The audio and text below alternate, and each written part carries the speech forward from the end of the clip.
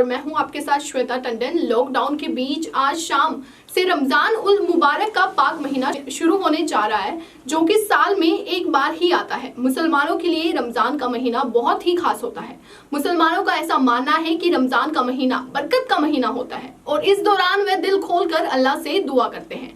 रमजान के मौके पर दीप एक्सप्रेस न्यूज के एमडी तजिंदर सिंह वालिया की ओर से सभी मुसलमानों को इस पाक महीने की बहुत बहुत मुबारकबाद। रमजान के इस पाक महीने के 30 दिन दुनिया भर के मुसलमान रोजे रखते हैं। सुबह फजर से लेकर शाम गुरु फाफ्ताब तक, यानी मगरिब सुबह 4 बजे से शाम 7 बजे तक रोजे रखे जाएंगे। लेकिन लॉकडाउन के चलते इस बार मुसलमानों को रमजान मनाने में कुछ दिक्कतों का सामना करना पड़ सकता है, क्योंकि लॉकडाउन के बीच जिला प्रशासन ने मस्जिद में एक साथ 3 लोगों के नमाज पढ़ने पर रोक लगाई हुई है। प्रशासन ने मुसलमानों से अपील भी की थी कि कोरोना के चलते जो मुसलमान क्वारंटाइन सेंटर में है वह वहीं रहकर रोजे रख सकते हैं और जो लोग अपने घरों में हैं घरों पर रहकर ही रोजे रख सकते हैं। आपको तस्वीर दिखाएंगे जैन कॉलेज रोड स्थित कमल विहार के जामिया दारुस्सलाम मदरसे की, जहां लॉकडाउन को लेकर प्रशासन द्वारा नोटिस भी लगाया गया है। रमजान के मौके पर मौलाना जावेद नदवी ने मुसलमानों को क्या संदेश दिया है, आइए देखते हैं। अंबाला शहर से हमारे संवाददाता राजेश चोपड़ा की एक रिपोर्ट। शुरू अल्लाह के नाम से जो बड़ा मेहरबान निहायत रहम करने वाला है। मैं मोहम्मद जावेद नदवी, जिसको मौलाना जावेद नदवी के नाम से जाना जाता है, मैं यहाँ अंबाला शहर में ये एक मदरसा जो जामिया दारुस्सलाम कमल विहार घेल रोड पर स्थित है, यहाँ सन 2009 से लेकर अब तक यहाँ मस्जिद और मदरसा पढ़ाई एजुकेशन का काम होता है और यहाँ पर छोटे छोटे बच्चे, मासूम बच्चे पढ़ने के लिए आते हैं, जो स्कूल की पढ़ाई के साथ साथ अपनी धार्मिक शिक्षा कुरान शरीफ की पढ़ाई भी करके जाते हैं। लॉकडाउन के इस समय में छुट्टी चल रही है, इसलिए यहाँ पर अभी इस टाइम आप देखेंगे कोई नहीं है। जैसा कि आप सभी को मालूम है कि इस्लाम धर्म के नियम कानून जो हैं वो कुरान करीम से चलते हैं। आप देखेंगे मेरे सामने कुरान शरीफ रखा हुआ है, यही वो पवित्र कुरान है जो अल्लाह की तरफ से, ईश्वर की तरफ से, प्रोफेट मोहम्मद साहब की तरफ से के वास्ते से इंसानों को हिदायत के लिए और इसमें पूरी ज़िंदगी का पैदा होने से लेके मरने तक तमाम कानून, कायदे, कवानीन सब इसमें अरबी लैंग्वेज में लिखे हुए हैं। इसका ट्रांसलेट करके हम बच्चों को पढ़ाते हैं और सिखाते हैं और प्रोफेट साहब ने इसको हमें खोल करके इसकी सारी चीज़ें बता दी हैं। आज शाम को ईद रमज़ानुल मुबारक का महीना शुरू होने जा रहा है। ये रमज़ान का महीना साल में एक बार आता है और इस एक महीने में मुसलमान पूरी दुनिया के अंदर रोज़े रखते हैं, व्रत रखते हैं। सुबह फजर से लेकर के शाम को गुरूब आफ्ताब तक, यानी मगरिब तक लगभग 7 बजे तक, सुबह 4 बजे से लेकर शाम को 7 बजे तक ये रोज़े रखे जाएंगे, जिसको व्रत कहते हैं। इन रोज़ों में कोई चीज़ खाना पीना कोई अलाउड नहीं है। किसी भी चीज़ को हम खा नहीं सकते, पी नहीं सकते, यहाँ तक कि अपनी घरवाली से भी मिल नहीं सकते। कोई इसमें वो काम जो जायज़ भी होगा वो भी नाजायज़ हो जाता है। तो इस महीने में रोज़ा रखने का और भूखे रखने का मकसद जो कुरान ने हमें बताया है वो ये है कि एक बंदा जब खाता पीता हो और मालदार हो तो उसे कुछ टाइम भूखा रह करके उन गरीबों की जिनके पास खाने पीने का इंतज़ाम नहीं होता या कसमपुरसी की हालत में ज़िंदगी गुजारते हैं, तो उन लोगों की भी याद आ जाए। इस महीने में रोज़े के साथ साथ जो इंसान की इनकम होती है, बंदा जो कमाता है उसका 2.5% वो गरीबों को, कमज़ोरों को, यतीमों को, बेवाओं को, विधवाओं को देने के लिए भी ऑर्डर किया गया है इस्लाम में कि इस महीने में ख़ास तौर पर वो भी दिया जाए। दूसरे, अपने पड़ोसियों का ध्यान रखा जाए। ये महीना अब असल ये है कि इंसान जो है वो इस्लाम धर्म ये कहता है, ये मानता है कि इंसान जब बंदा दुनिया में आता है तो उससे बहुत सारे पाप हो जाते हैं, गुनाह हो जाते हैं, बुरे काम हो जाते हैं और बंदा अपने रब से दूर हो जाता है। तो ये महीना रोज़ा रख करके और रमज़ान में तरावी, रात को तरावी शुरू हो जाएंगी। अगर आज हो गया चांद तो 20 रकात इसकी तरावी की होती है। तो ये सब अमाल, इसमें ये सब काम जो कराए जाते हैं वो बंदे को इसलिए कराए जाते हैं कि 11 महीने इसको ये छूट मिलती है कि चलो दुनिया के लिए तुमने बहुत कुछ कर लिया, लेकिन ये एक पाक पवित्र महीना इसलिए दिया गया है ताकि तुमने जो बुरे अमाल कर लिए हैं, गलत काम कर लिए हैं, वो अपने रब को खुश करने के लिए अब अच्छे कामों को करोगे, बुराई और अपने बुरे कामों को छोड़ोगे। ये रमज़ान का एक अहम मकसद है। इस महीने में कुरान पढ़ा जाएगा, तिलावत, ये कुरान जो मैंने भी आपको दिखाया, और रात की तरावी पढ़ाई जाएगी जिसको लगभग हर मस्जिद में पढ़ाया जाता है। 20 रकातें उसकी होती हैं।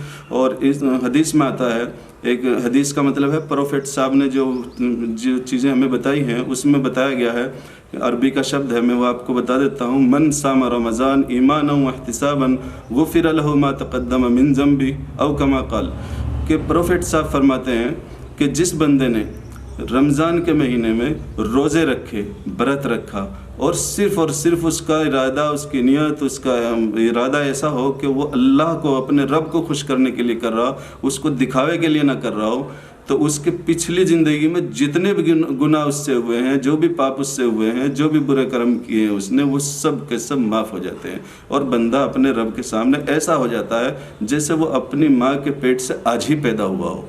तो ये एक अहम मकसद है इस रमज़ान के महीने का। फिर इस महीने के बाद ईद उल फित्र का जो पाक पवित्र रमज़ान के फ़ौरन अगले दिन का जो एक त्यौहार आता है, इस्लाम में सबसे बड़ा त्यौहार है, ईद होती है।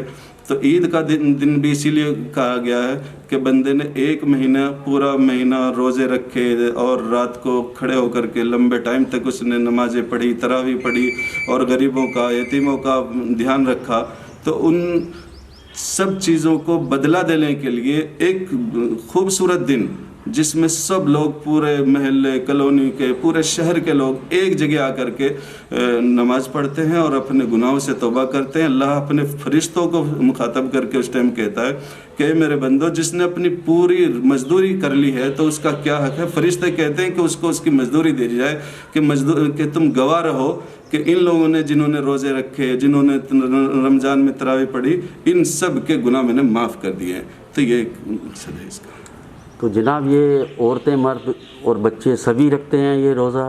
कोई इसमें ये बालिग होने के बाद, बालिग होने का जैसे देश में कानून है 18 साल का, लेकिन जो बालिग होने की दूसरी चीज़ें भी पाई जाती हैं, लड़का हो या लड़की, वो सबको ज़रूरी होता है।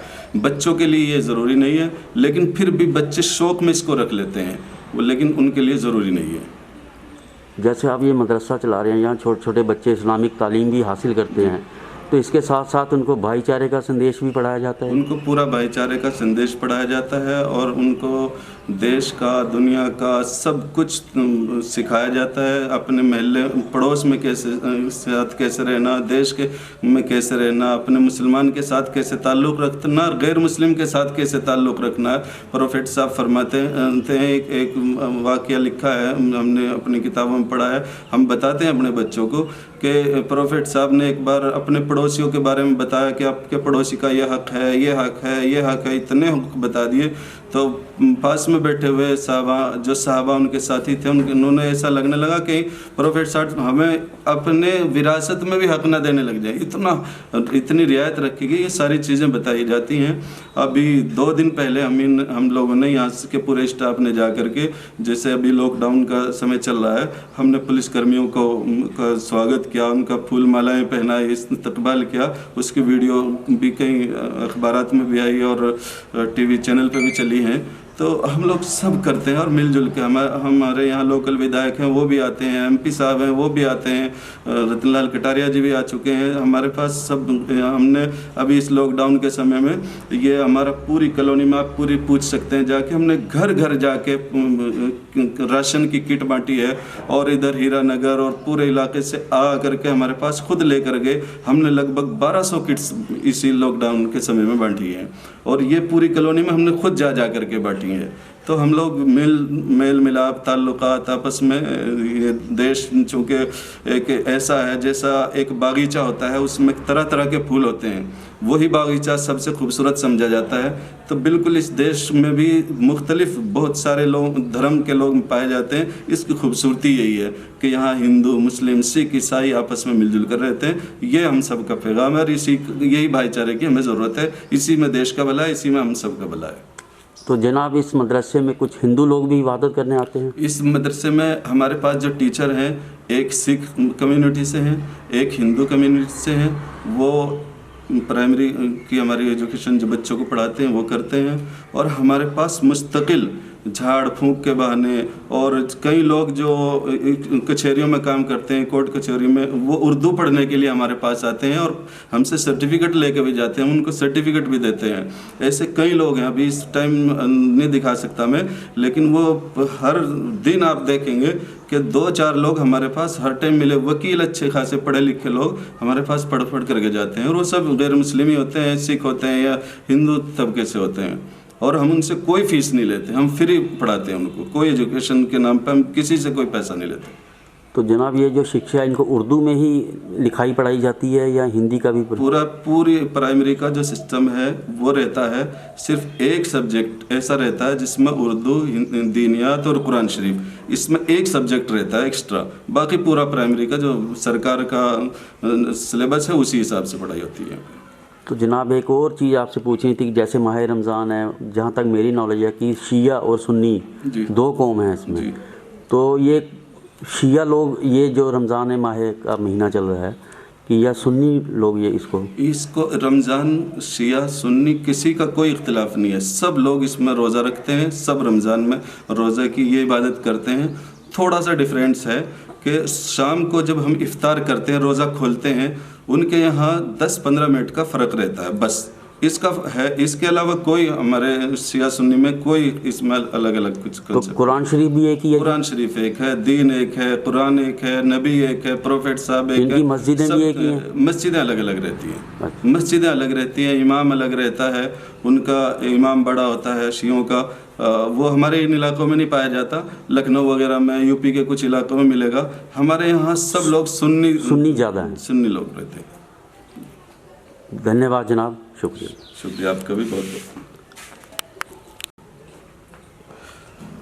जैसा आप सभी लोग आए हैं हमारे इस पवित्र रमज़ान के महीने के मौके पर, रमज़ान क्या है, क्यों रमज़ान मनाया जाता है, इस काम के लिए देश और दुनिया तक पहुंचाने के लिए आप लोग आए हैं। इस मौके पर, इस खुशी के इस समय पर, मैं सरदार तेजिंदर सिंह वालिया जी जो दीप एक्सप्रेस के एमडी हैं, मैं उनका भी शुक्रिया अदा करता हूं, धन्यवाद करता हूं कि वो इस मौके पर हमारी इन बातों को सुना और इस्लाम मज़हब की इन शिक्षाओं को और पीसफुल इन एजुकेशन की इन चीज़ों को इन पब्लिक तक पहुंचेगा। मैं उनको का बहुत बहुत दिल से धन्यवाद करता हूं।